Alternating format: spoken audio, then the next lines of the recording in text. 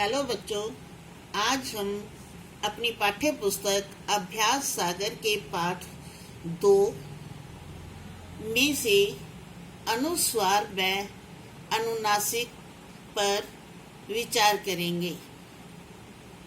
बिंदु या चंद्र बिंदु को हिंदी में अनुस्वार और अनुनासिक कहा जाता है। बिंदु या चंद्र बिंदु को हिंदी में अनुस्वार और अनुनासिक कहा जाता है। अनुस्वार स्वर के बाद आने वाला व्यंजन है। इसकी ध्वनि नाक से निकलती है। अनुस्वार का प्रयोग विभिन्न जगहों पर होता है। पंचम वर्णों के स्थान पर अनुस्वार का प्रयोग पंचम वर्ण के स्थान पर किया जाता है, जैसे गंगा, चंचल, झंडा, गंदा, संभव।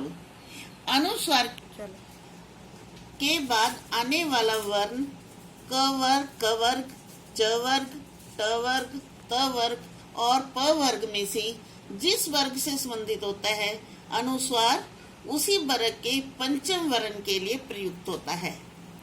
अनुस्वार को पंचम वर्ण में बदलने का नियम। अनुस्वार के चिन्ह के प्रयोग के बाद आने वाला वर्ण क वर्ग, च वर्ग, ट वर्ग, त वर्ग और प वर्ग में से जिस वर्ग से संबंधित होता है, अनुस्वार उसी वर्ग के पंचम वर्ण के लिए प्रयुक्त होता है। याद रखिए, यदि पंचम अक्षर के बाद किसी अन्य वर्ग का कोई वर्ण आए तो पंचम अक्षर अनुस्वार के रूप में परिवर्तित नहीं होगा, जैसे वाङ्मय, अन्य, चिन्मय, उन्मुख आदि शब्द में बिंदु का प्रयोग नहीं किया जाएगा।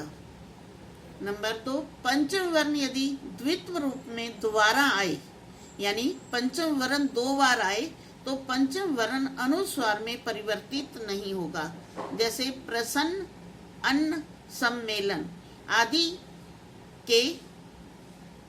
के रूप में नहीं लिखे जाएंगे।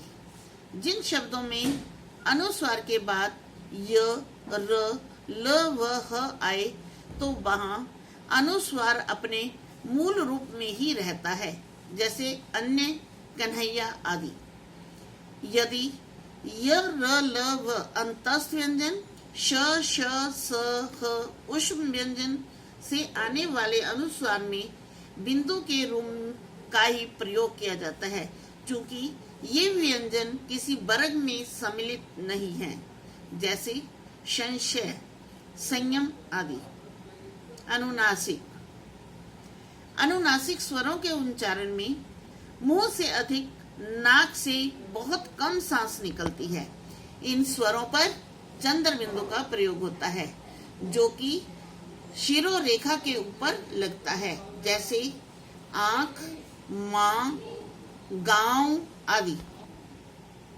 अनुनासिक के स्थान पर बिंदु का प्रयोग। जब शिरोरेखा के ऊपर स्वर की मात्रा लगी हो, तब सुविधा के लिए चंद्र बिंदु के स्थान पर बिंदु का प्रयोग करते हैं, जैसे मैं, बिंदु, गोंद आदि। तो बच्चों, आपको अनुस्वार या अनुनासिक समझ आ गया होगा।